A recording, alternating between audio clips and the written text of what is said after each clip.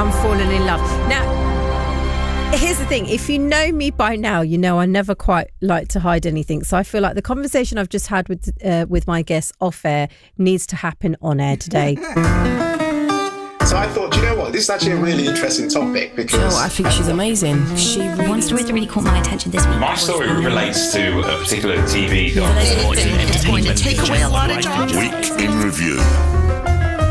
Oh, it's one of my favourite parts of the show is Week in Review. This is basically when I get two fantastic Londoners live in the studio and we discuss the stories that matter to them. Joining me, I have the fantastic Rachel Krieger, who is a comedian and podcaster. You can get more details for her on Rach Krieger on X and also rachelkrieger.com on her website as well, alongside James Erskine, who is the founder of Rocket and is our resident tech expert here on the show. More details for James, find him on X. It's James Erskine. James, Rachel, great to have you both here. Hello, it's lovely to be here. Now, the bosses might not like this, but I'm just going to say it. You've been coming, both of you, to Radio London, to the studio when we used to have some wallpaper falling off the studio. Do you remember that? Yes. Yeah. I started in 2018. There we go. And look at us now. You're sat in these swanky new studios and we were just having a chat about this off air. How does it make you feel, James? I'm perhaps lucky because I never wear makeup anyway. So I don't feel the pressure of having to look better and more acclimatised with the new surroundings. But no, I'm deliriously happy. It looks very high spec. Proper upgrade, isn't it? Yes, it is. Yeah. It's like your thoughts, the Rachel? desk of a starship is what it looks like where you're sitting.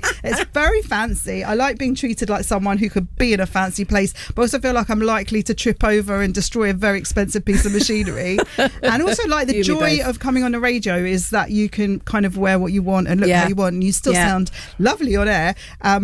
Honestly, I think we got to the point when it was Sunny and Shay show, I would have come in my pyjamas. Exactly, I didn't, if you're listening, my mum.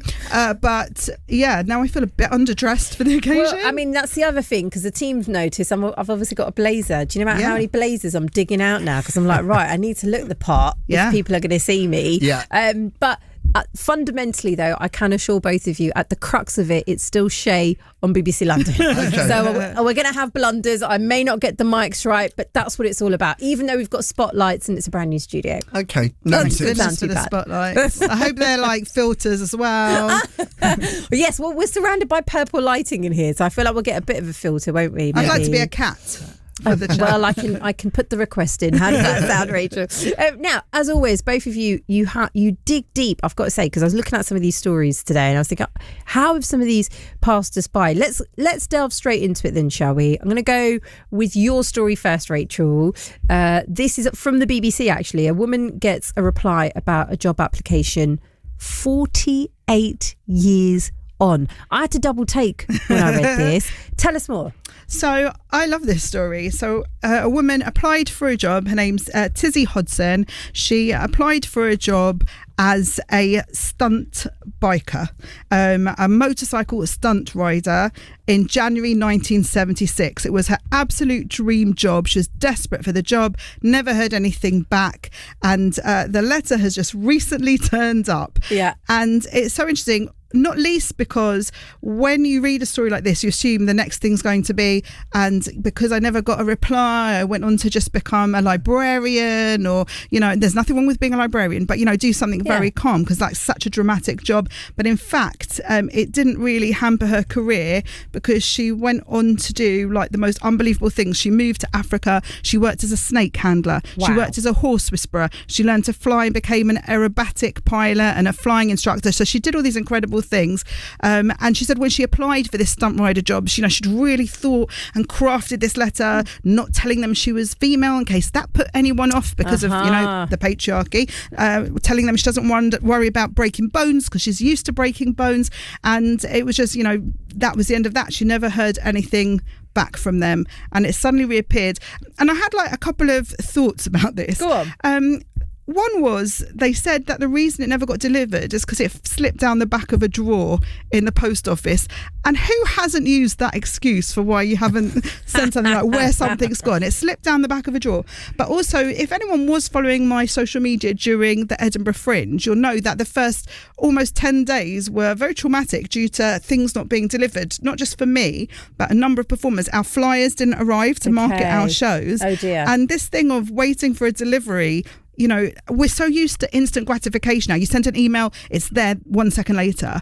The idea of waiting 48 years, you know, it felt like 48 years, I'll be honest, during the Fringe to get those flyers. It's very dramatic. But it's quite. What's your take on this? I mean, I don't know what I'm going to be like in 48 years. Hopefully, I'm still here. I don't think I'd even remember if I'd made an application nearly 50 years ago, though. I think there are so many fascinating points with this. First of all, on that sliding doors moment, I believe that everybody has a moment in their life, particularly their professional lives, where they could have taken that opportunity or that opportunity didn't open up for them. I've definitely got one where I was always going to be on the production side of stuff. I've ended up on the account management side of stuff, working in advertising and digital marketing. But there was definitely a time where I could have gone to work in a more creative role. Yeah. And I didn't take that job because I was offered £2,000 a year more money doing the boring job. Okay. And that has been very much a sliding doors moment in my life. How do you feel about it now? I'm so interested. It's funny. I've sort of come back doing a bit more creative work in the business that I'm in now. So I've not lost all touch with the creativity. Yeah. But yeah, if you're asking me, am I still bitter? Yeah, of course I am. I would be. The other thing that I think is really kind of pertinent is to think about the joy of a written letter. So Yes. actually it throws back to that. I mean, I was a member of some fan clubs for bands and they communicated with print product. And I can't remember, I suppose my beautiful wife is really good in making our children send postcards to their grandparents when we're on holiday. But other than that, I can't really think of a time when I'm in contact with written correspondence. And actually, it's made me quite nostalgic for that. So I loved a written letter. Yeah, if I suppose one appeal to anyone listening is send someone a letter, because I bet that really matters. It's quite interesting because even if you think about applications, and when I saw this letter, this article, I was thinking of the first ever time that I started to look for a job. I don't know if you remember, but back in the days, you would type up your CV, print it off, about 20 copies, and then for me, I walked up and down Hounslow High Street giving out my CVs, Right. which, by the way, landed me my first ever Saturday job working in Woolworths in the toy department. Wow. Best thing I've ever done, by the way. And that was how, by 10, 20, 30 years ago, you would get a job. You would go physically give applications, sign in the forms, leave your contact number, and then fingers crossed you'd get called back for a job interview. So now I think the closest thing that works like that for young people is if they apply for university, they've got to do their personal statement. And because they're not used to expressing themselves that way, I think a lot of people struggle. But I was just thinking about how for comedians like myself, you're constantly applying for gigs. Like unless you're a huge celebrity and in massive demand, but for jobbing circuit comedians, there are certain forums where the work is posted and then you send your little application.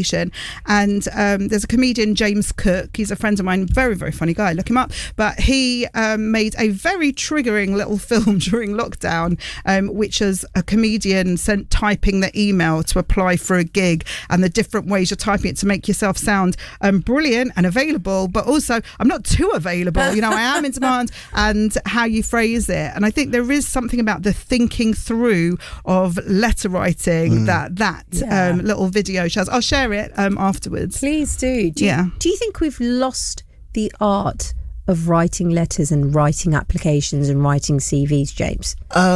Yes. In short, I mean, look, I love talking about social media and it seems to come from every pore of my being. So I'll apply a bit of social media thinking, and that is the proliferation of LinkedIn. Everybody with an office job loves LinkedIn, and it's I would argue sometimes more poisonous than Instagram, because everybody talks about how successful they're being, and it can lead to resentment. One thing that I've noticed is when you post a job on LinkedIn, some people hit apply and they don't even bother putting in a covering note. They just hit apply and ask you to look at their profile. Now, that's an extreme example, but that's the CV. Yeah. So, but there's not even a covering note to say why they would be perfect for the job. Now, of course, best practice is to put in a covering note, but yeah, I definitely think so. And the other thing is, it's so easy now in the digital age to apply for stuff. Yeah. It's so easy to complain. It's so easy to make your voice heard. So you've got to find ways to cut through. And I actually think a written application, if anybody is listening thinking about looking for a job for the first time, a written application might be a way to cut through the noise, cut through the email inbox. And yeah, a written application I definitely think would stand someone apart. You're an employer. Yes. Would it stand out for you? Hugely. I think some of the best applications that we get are the people that haven't necessarily got the CVs that are best placed to get the job. I think at any meeting, even a business meeting, I think a lot, people dispute the figure, but you can sometimes argue up that over 50% of it is chemistry. Do I click with this person? Sure. I've had people say to me before, could you spend time in an airport if your plane was delayed by 3 hours and still like this person? That should be the test. And how you get to those interviews, those situations and interviews, is letting the conversation breathe, ask random questions, get to know the person behind the CV. So yeah, I definitely think that a letter and a way to stand out, that could be one way of doing So it. that's the, if you want to call it, for a lot of people, the way they're going to apply if they're, working in a, let's say, an office job. You're in the creative industry, Rachel. Would it work for you as a comedian? No one wants to read my long letters. But I have to say, I think that airport analogy also good for if you want to date someone. Yeah, just think, can you last 3 hours in an airport with them? If you're heavy suitcases, you don't know where you're meant to go, where you're meant to wait. My husband and I, my lovely Mark, we, for our birthdays and anniversaries, we do proper cards where we write, honestly, like we fill every space on it with meaningful messages, and we have always done really long messaging for that, and then we keep them. That's quite nice to have. They're quite repetitive now after 30 something years, but that's because feelings don't change. No, true. I think there's something in that. Go ahead, James. I was just going to say that's very true, actually. I keep a letter in my top drawer of my bedside table that my beautiful wife wrote me. And we do send each other anniversary cards, but it's that letter that always is most important to me. It's funny because my parents, their birthday cards are like, they do them on Moonpig, and they're sort of, hi Rachel, happy birthday, mum and dad. And it's not because they don't, we chat. Yeah, but you want the written note, don't you? Yeah. I'm so intrigued by that. If you'd like to weigh in on this conversation, please do. 0800 731 2000. We're only in on the first story, and it's that good. We've got a lot more to come in the next part of the show, so stay with us here on Radio London. In the meantime, The Real Thing, Can't Get By Without You. Enjoy.